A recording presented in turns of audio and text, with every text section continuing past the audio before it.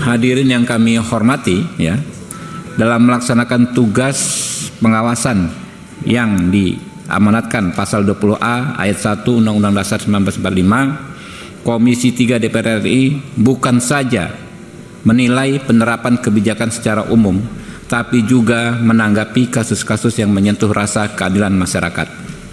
Komisi 3 jelas tidak mengintervensi secara teknis perkara-perkara yang sedang diselesaikan oleh aparat penegak hukum.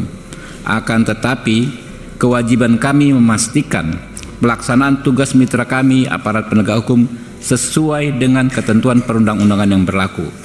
Lanjut ke yang dua? Iya, yang kedua. Oke. Ya, sudah hadir di sini Ibu Nirwana, ibu dari Sipandi ABK Kapal, dan suaminya, dan juga tim kuasa hukum dari Batam.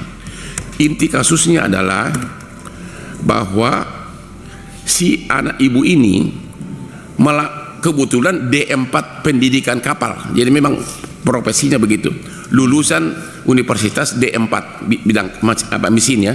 Oke. Dia melamar ke suatu agen, dia melamar resmi ke suatu agen, dan akhirnya diterima. Dan si agen ini mengatakan bahwa nanti kaptennya si ini, tapi si anaknya ini tidak pernah ketemu kaptennya, tidak pernah ketemu dan tidak kenal. Barulah berangkatlah mereka, karena katanya kan ini kan kapal ini di Thailand.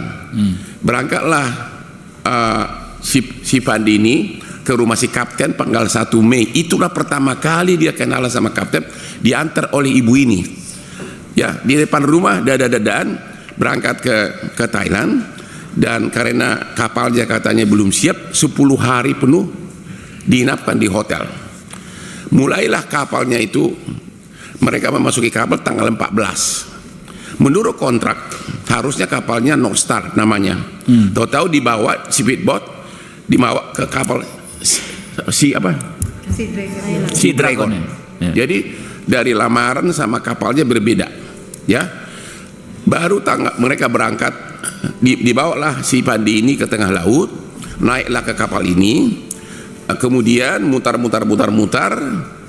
hari kemudian, yaitu tanggal 18 Mei, datanglah kapal nelayan, ya, kapal nelayan yang membongkar 67 kardus. Karena memang orang tidak banyak, oleh si kapten diperintahkan semua awak kapal untuk estafet memasukkan. Dan si anak ibu ini bolak-balik nanya, ini apa?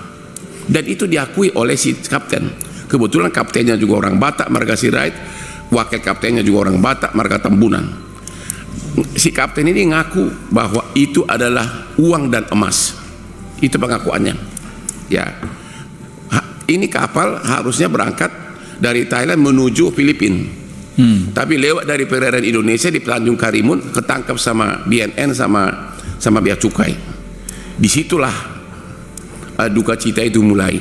Dan di persidangan si kapten juga mengakui bahwa memang si anak ini nanya berkali-kali, ini apa isinya. Oke. Dan yang menjadi masalah adalah kok bisa dituntut hukuman mati karena tidak ada bukti sama sekali bahwa dia tahu isinya itu. Dia baru melamar, baru 3 hari naik kapal sebagai pengangguran masuk kerja. Yang menjadi pertanyaan adalah, ini yang perlu mungkin nanti ditanyakan Komisi 3 kepada penyidiknya dan jaksanya. Kalau seorang kapten kapal berangkat ke Thailand untuk narkoba 2 ton yang katanya harganya 4 triliun, mungkin enggak si pemilik narkoba tidak kenal si kapten ini? Mungkin enggak dia percayakan 4 triliun kepada orang yang baru dia kenal?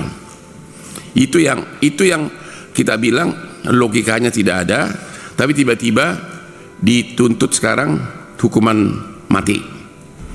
Itu inti kasusnya. Sama juga tidak ada bukti sama sekali yang mengatakan bahwa si Pandi tahu, karena memang dia hanya bekerja di kapal itu dan baru 3 hari naik kapal itu. Sekian dari saya dan dilanjutkan oleh ibunya Pandi. Silakan Ibu Nirwana, ya. Silakan, Bu. Anak saya melamar di kapal Thailand, kapalnya kapal kargo ditawari, Pak. Tiba-tiba sampai ke Thailand, diinapi di hotel, menunggu di sana. Anak saya bertanya, kok kita nggak naik-naik cab? Dibilang kapten, kita menunggu kapal yang ditawari sama kita, kapal kargo.